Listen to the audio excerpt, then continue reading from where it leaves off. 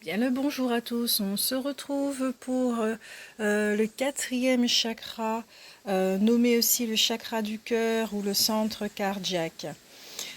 J'espère que vous allez bien, que vous avez pu trouver quelques petites réponses par rapport au premier, deuxième et troisième chakra, d'accord, au dysfonctionnement, déséquilibre, surdimensionnement et chakras sous-actifs, que ça a pu vous parler, que vous avez pu répertorier, identifier certains de vos mots, si vous en avez évidemment. Et j'espère aussi que toutes ces informations vous permettent de mieux vous comprendre et de vous rapprocher de vous surtout, d'accord? Donc ces informations sont données dans l'unique but de vous rapprocher de vous-même, que nous ayons une meilleure relation avec notre corps physique et notre humanité. Voilà. Euh, donc, on revient au quatrième chakra, d'accord? Il est situé au milieu de la poitrine, dans l'alignement des mamelons, ok, pour les femmes, donc pour les hommes aussi. Sa couleur dominante, alors on dit que c'est le vert, mais ça peut être le rose et l'or aussi. Plus on rentre dans cette phase, on passe de l'amour conditionnel à l'amour inconditionnel, plus on s'approche de notre source, de notre centre, comme on dit, le retour à la maison.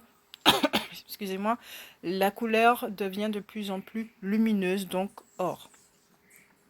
Ces glandes endocrines, c'est le cœur évidemment. L'énergie masculine a trait, la fonction du yang, hein, d'accord, a trait aux relations avec les autres et à ce que nous donnons au monde. L'aspect yin, donc l'énergie féminine, dans ce chakra, concerne les relations avec le soi et à ce que nous consentons à recevoir du monde.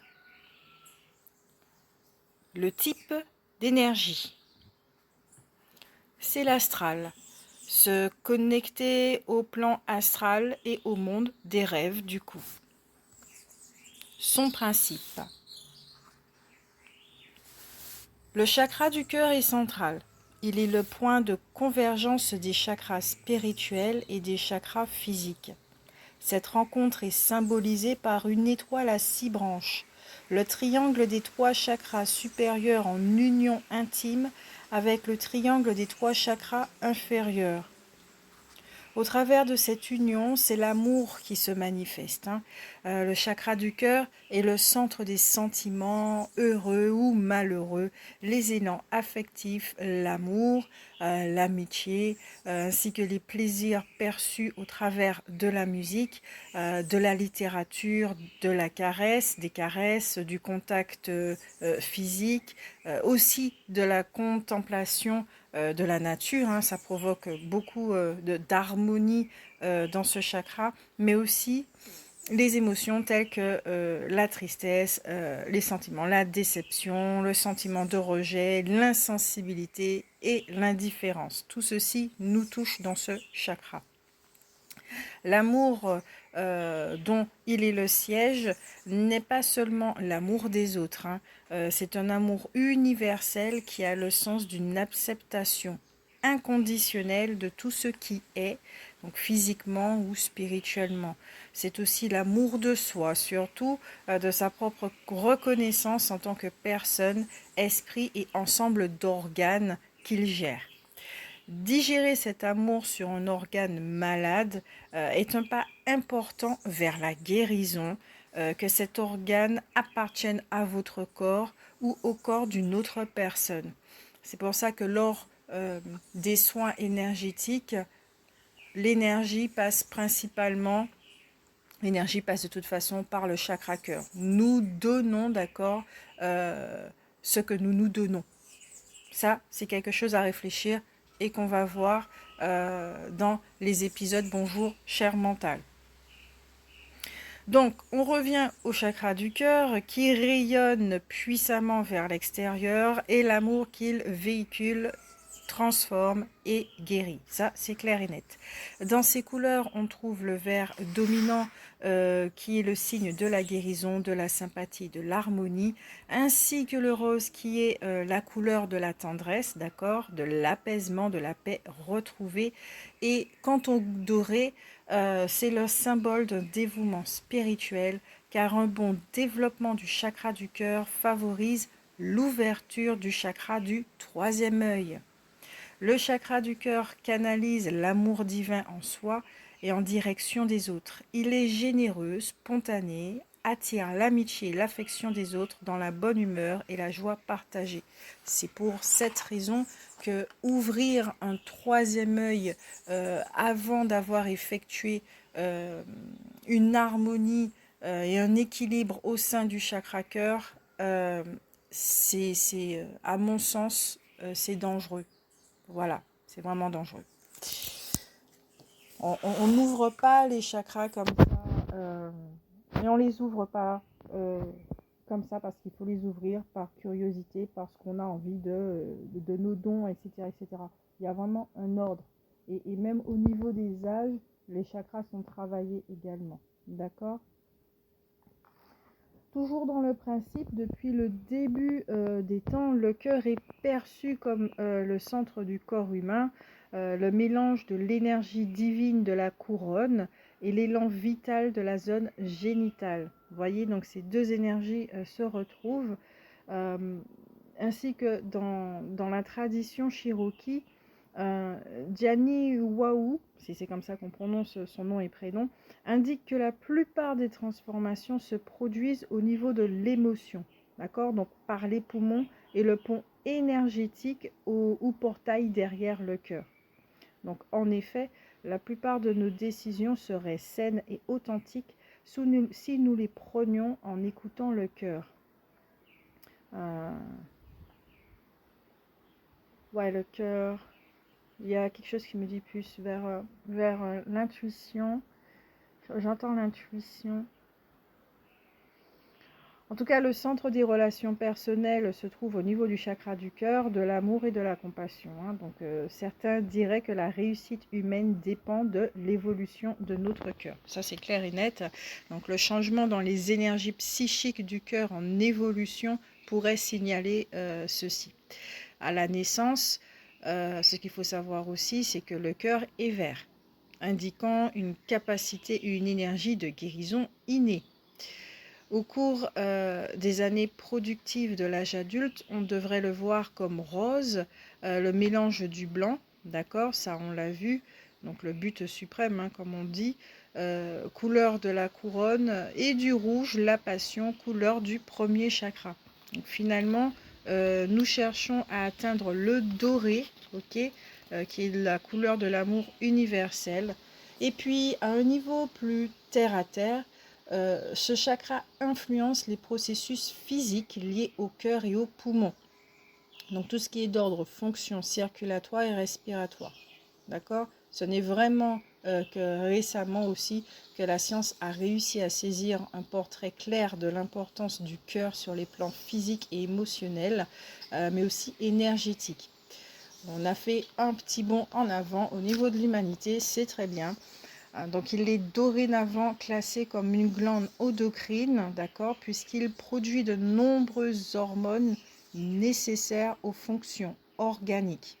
Donc, son champ électromagnétique est 5000 fois plus puissant que celui du cerveau, car il produit 5000 femto Tesla, d'accord, donc la mesure des CEM, comparativement aux 10 émises par le cerveau. Donc, il agit aussi comme son propre centre neurologique pour aider à régir la santé de presque chaque cellule et chaque organe du cœur en générant de l'information à la fois sur les plans psychiques et physiologiques. C'est pour ça que je le dis très souvent, lorsque nous commençons à aligner les chakras, il vaut mieux commencer par le chakra du cœur. C'est de là que tout part. C'est l'amour qui guérit tout. Notre essence, notre fluide énergétique, c'est par là que tout démarre. D'accord ? Voilà. Voilà pour le principe. La source du chakra cœur, c'est l'énergie de guérison, justement, nos désirs les plus profonds et nos rêves. D'accord? Donc, c'est vraiment le siège de la compassion et relations personnelles. Pour ses fonctions physiques, le chakra du cœur agit sur le cœur, sa force et son rythme. Il concerne la cage thoracique, les poumons. Il est le régulateur de tout le système de circulation du sang. Il est le gardien du système immunitaire qu'il stimule et renforce. Il agit sur la croissance des enfants qu'il harmonise. Il préserve l'épiderme et le derme des agressions, favorise aussi la cicatrisation et s'oppose aux dégradations de la peau. Donc vous voyez dans la conjoncture actuelle dans laquelle on se trouve, qui provoque énormément de stress, qui affecte le système immunitaire, la méditation du quatrième chakra est vraiment la bienvenue. Et d'ailleurs, c'est pas celui-là que nous allons commencer. D'accord? Donc, comme je le dis à chaque vidéo audio de chaque chakra, les chakras ont 3 façons de communiquer. Sur le plan physique, le plan psychique et le plan intuitif. Donc, le style de communication physique de ce chakra, il communique au sujet des besoins physiques et affectifs par l'intermédiaire des sensations physiques réelles, y compris les douleurs cardiaques, les pincements au cœur et petits coups d'émotion. Source d'énergie thérapeutique utilisée dans la guérison par les mains, les embrassades et le contact physique. Le cœur communique et reçoit chaque fois que nous faisons ce que nous aimons. Encore une fois, je reviens à la conjoncture actuelle que nous vivons qui exige des mesures barrières, donc des distances. Et comme on le dit, si vous avez des petits pincements et des petites choses comme ça, ce qu'on appelle, comment on appelle ce mot-là encore, extracystique, un truc comme ça. Au niveau du cœur, comme des petites bulles des fois. Bon, bien sûr, allez voir votre médecin pour savoir si c'est bénin. Mais tout ça, c'est son langage au niveau physique pour me dire « Ah, peut-être qu'il y a quelque chose à faire au niveau du chakra cœur. » D'accord? Le style de communication psychique. Il reçoit des messages, des aspects du soi et guide à travers les rêves, les expériences extracorporelles, donc les projections astrales, la réception et l'envoi d'énergie de guérison, l'écriture guidée ou automatique et la tenue d'un journal. Le style de communication intuitive du chakra cœur. Il se produit lorsqu'on travaille avec des fréquences et des énergies supérieures en passant par le cœur, comme les guides de channeling, les rayons, les principes, l'énergie chakrique extérieure au corps et à pleine maturité, avec la source divine ou l'énergie du Christ en tant qu'individualité de notre unicité. D'accord? Les questions, tout ce qui concerne les questions de l'âme, comme donner et recevoir ou vivre les désirs du cœur, entrent et sont guidés et guéris par ce centre. Ce qu'il renferme, c'est la capacité d'entrer en relation. La détection d'un surdimensionnement du chakra du cœur. Il y a une tendance à une générosité excessive dans le seul but d'avoir une reconnaissance en retour. Tendance à un excès de passion amoureuse non partagée et dévastatrice. Sentiment de supériorité dû à un amour de soi trop exclusif. Sentiment d'être exploité et incompris des autres en raison de l'amour excessif qu'on leur porte. Dans chacun des cas, c'est le chakra du cœur qu'il faudra rééquilibrer avec des pierres vertes ou avec des pierres roses ou une combinaison des deux. Détection des nœuds et blocages du chakra du cœur.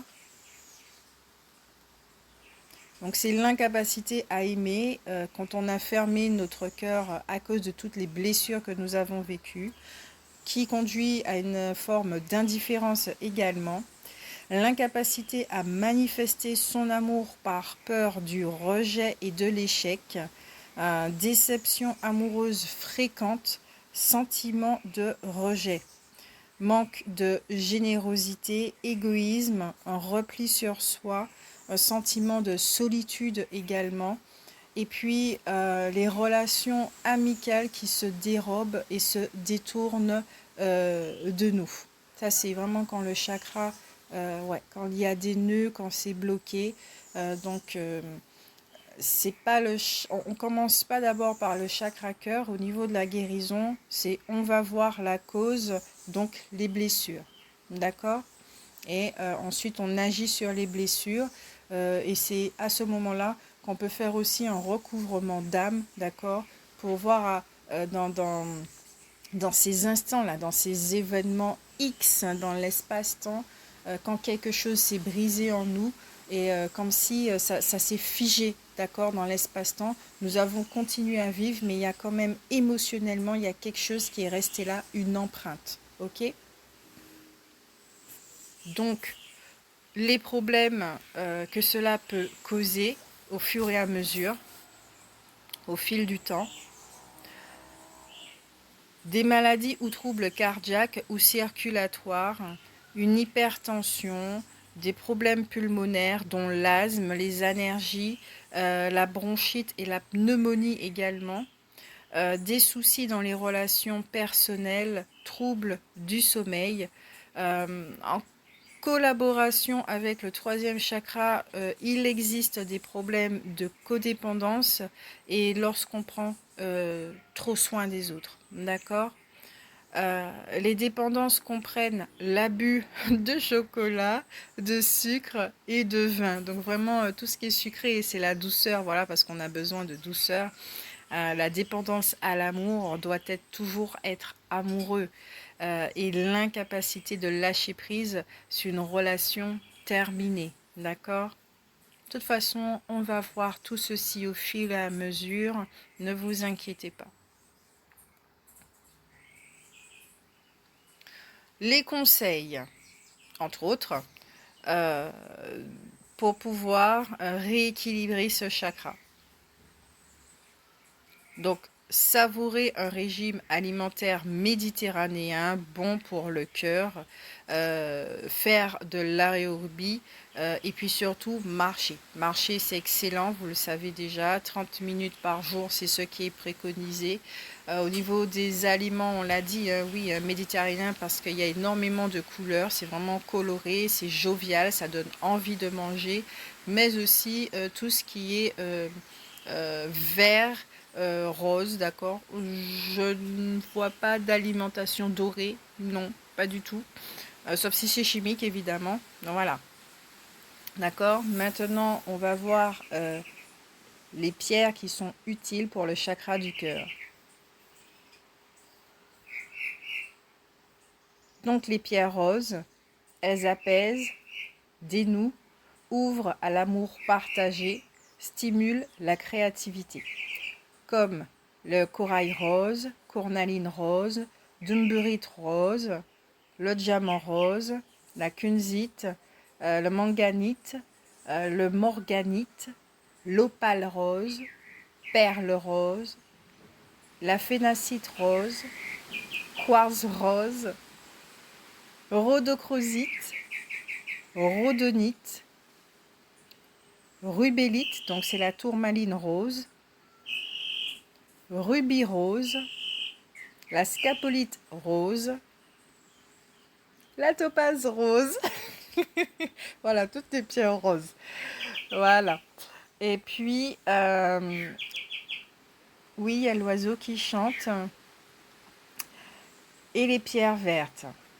Donc, elles guérissent des blessures amoureuses, véhiculent la sympathie, régénèrent, donnent de l'énergie, de la volonté. C'est la couleur des guérisseurs, d'après ce qui est dit. Donc, il y a l'amazonite, l'aventurite, la labradorite, la béryl verte, la chrysocole, la chrysophase, la diopside aussi, l'émeraude, le clase verte, c'est une très bonne pierre, la fluorite verte,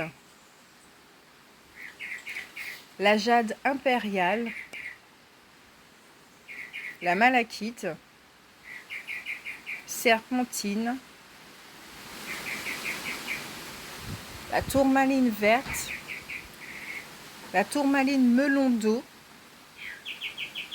le rubis clair sur une zoïdite verte, d'accord? Les pierres dorées, elles élèvent l'amour au niveau du spirituel, comme la jade magnétite, marcassite, pyrite, quartz rutilé ou or. Ou l'or, hein, carrément. L'or, c'est une pierre précieuse. Donc, voilà pour vous, d'accord? Ce qu'il faut savoir également, c'est que le chakra du cœur est ouvert. Alors, il se forme, hein, il se forme surtout. Le temps de m'éloigner parce que je sais qu'au niveau du son, vous allez plus entendre le chant de l'oiseau que ma propre voix. Donc, le quatrième chakra, comme je le disais, se forme à l'âge entre, d'accord, 4 ans et demi et 6 ans et demi. Tandis que le développement se fait vers le quatrième chakra, donc celui du cœur, les relations avec les autres deviennent importantes. Nous élargissons nos horizons et cherchons à établir des liens. Donc le cercle d'influence s'agrandit au-delà de la famille. Nous nous associons de plus en plus à des pères, des amis, des professeurs, des personnages de la télé, des livres et des autres. D'accord? À cet âge-là aussi, nous incorporons des émotions déjà formées à ces relations, alors que l'étape du troisième chakra consistait à tirer des conclusions relativement à notre individualité. Vous savez, là où on apprend le oui et le non, où on s'affirme, celle du quatrième favorise des réactions au sujet du nous. Donc certaines émotions éprouvées jusque-là ne sont plus valides. Donc nous croyons que nous devrions nous sentir coupables chaque fois que nous avons un besoin. Mais effectivement, peut-être que il y a un ami comme ça qui va penser le contraire. On est un petit peu ballotté à droite et à gauche, hein, d'accord? Donc de telles réflexions positives, les réflexions positives brisent effectivement les émotions coincées. Ça peut nous aider, surtout les enfants à cet âge-là, d'accord? Les réflexions peuvent nous aider aussi à défaire des structures limitées, nous enseigner que toutes les relations ne sont pas les mêmes et nous encourager à être plus libres à l'égard de la formation de nos sentiments, de nos pensées et de notre expression. On va s'arrêter là au niveau des informations parce qu'il y en a déjà beaucoup. Pour ceux qui ont des enfants en bas âge, c'est très intéressant aussi à savoir, d'accord, pour les accompagner aussi dans la formation de leur chakra. Ok? Je vous fais de gros bisous. On se retrouve pour le chakra à l'envers et puis à tout de suite.